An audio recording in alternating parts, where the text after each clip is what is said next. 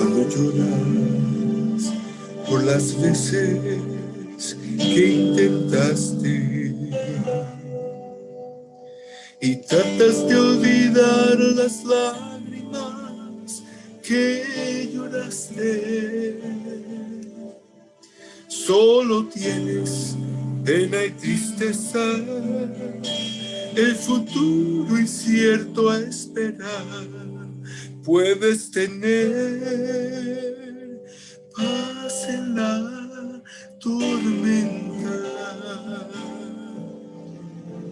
Muchas veces yo me siento igual que tú. Mi corazón anhela algo real. El Señor viene a mí y me ayuda a seguir en paz en medio de la tormenta. Puedes tener paz en la tormenta, fe y esperanza cuando no puedas seguir, aun con tu mundo hecho pedazos, el Señor guiará tus pasos. En paz,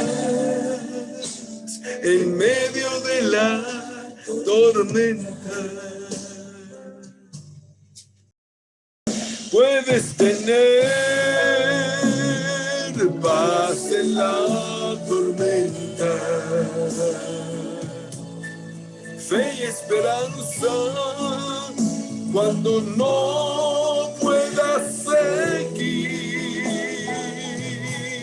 Aun con tu mundo hecho pedazos, el Señor guiará tus pasos en paz, en medio de la tormenta. Si puedes tener paz en la tormenta, fe y esperanza cuando no puedas seguir, y aun con tu mundo hecho pedazos, el Señor guiará tus pasos en paz, en medio de la tormenta. En paz, en medio de la tormenta.